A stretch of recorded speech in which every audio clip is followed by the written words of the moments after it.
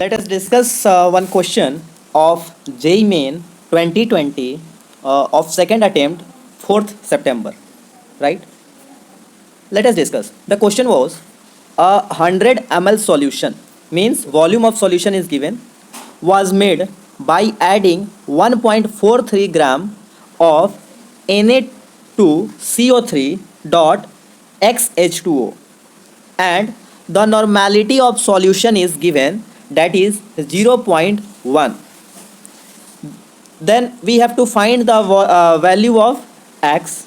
Okay, this is a integer type question, right? This is a integer type question. There is no option for this question. So what is the value of x, where atomic mass of sodium is given, that is 23 gram per mole. So let us see how we may find the value of x, right?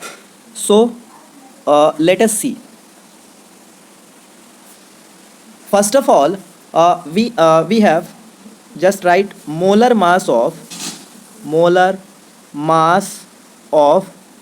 Na2CO3 dot XH2O. It will be equal to what? It will be equal to sum of masses of all the constituent elements. सभी elements के मास को add करेंगे, that will be equal to our molecular or molar mass. So just write here atomic mass of sodium, atomic mass of Na, sodium, is equals to 23. Atomic mass of carbon is 12 and atomic mass of oxygen is 16. हम लोग जानते हैं. अच्छा, अब यहाँ देखते हैं कि सोडियम का नंबर क्या है, देयर इज 2.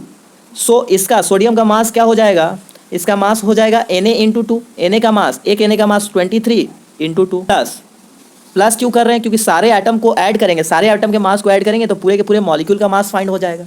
अच्छा, प्लस 12 क्योंकि कार्बन एक ही है. ऑक्सीजन 3 मीन्स 16 इंटू 3 प्लस यार ऑक्सीजन का मास 16 प्लस ऑक्सीजन का मास 2 इंटू एक्स, तो ये हो गया 18x.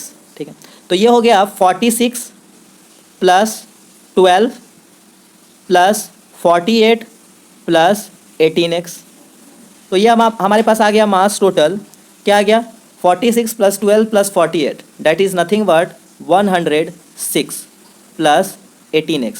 इस x वाले टर्म को तो हम ऐड नहीं कर सकते, तो इसको लिख देते हैं 18x. ठीक है, अच्छा, now let us find equivalent weight, है ना. Now let us find equivalent weight, equivalent weight of Na2CO3 dot XH2O. Equivalent weight का हमको फार्मूला पता है. फार्मूला क्या होता है, it is nothing but molar mass upon n factor, upon n factor. अच्छा, ठीक है. So which is equals to m by 2. Here n factor is 2. Now let us see how we में proceed. तो ये क्या हो गया, ये हमारे पास मोलर मास है 106 प्लस 18x डिवाइडेड बाई 2. ये हो गया हमारा इक्विवेलेंट वेट, जो कि होगा ये कटेगा तो ये हो गया 53 और ये हो गया हमारा 9, तो 53 प्लस 9x है ना, 9x.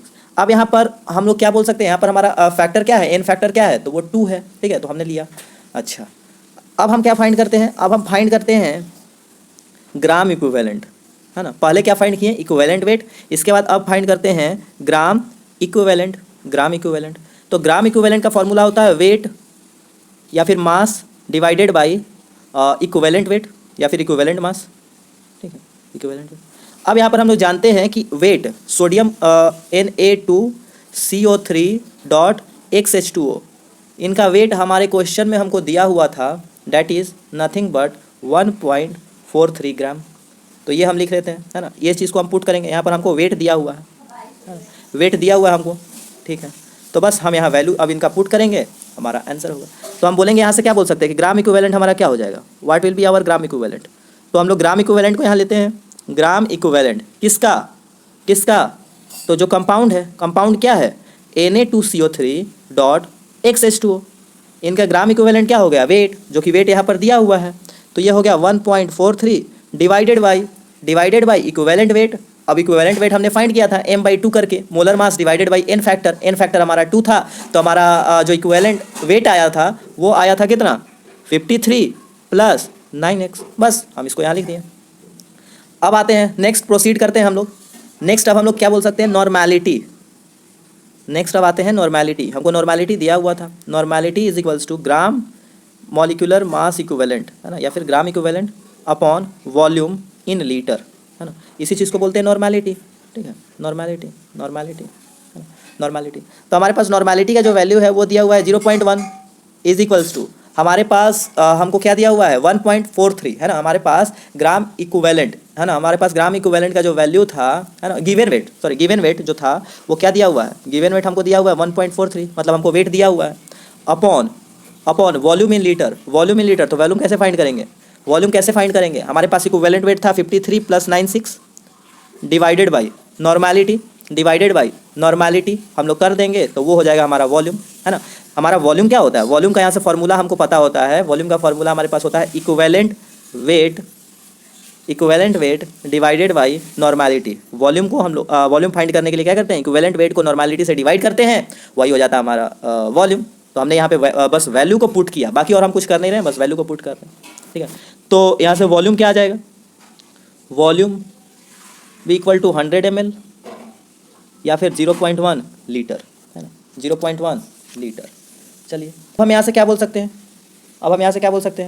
हम यहाँ से बोल सकते हैं कि 10⁻⁻², है ना, 10⁻⁻², है ना, 10⁻⁻², ठीक है, 10⁻⁻² is equals to 1.43 divided by 53 plus 9x। ये कैसे आया 53 प्लस 9x और ये 10⁻⁻² कैसे आया, तो यहाँ पर था हमारे पास 0.1 is equals to 1.43 divided by 53 plus 9x divided by ये 0.1। बस हमने क्या किया, इनको सॉल्व किया, है ना, इनको बस सॉल्व किया। That will be equal to our 10⁻⁻² is equals to 1.43 upon 53 plus 9x। फिर से हम यहाँ पर क्या कर सकते हैं, क्रॉस मल्टीप्लाई करते हैं। तो जब हमने क्रॉस मल्टीप्लाई किया तो हमारे पास आया 53 plus 9x is equals to 1.43, है ना, 1.43 डिवाइडेड बाई ये क्या आ गया 10⁻⁻²। अब ये यहाँ से 10⁻² और ये कैंसिल हो गया, है ना, ये कैंसिल हो गया। तो हमारे पास जो वैल्यू है, the value comes to be, है ना, the value comes to be our 53 plus 9x is equals to 143, यानी कि 9x is equals to 143 minus 53। 143 से 53 को सब्ट्रैक्ट किया हमने तो आ गया 90, यानी कि x इज इक्वल्स टू 90/9। तो ये वैल्यू जो है ये क्या आ गया 10, और हमको क्या करना था, हमें इसी x का वैल्यू फाइंड करना था जो कि हमें मिला 10। क्लियर है बात? So that's all for the day.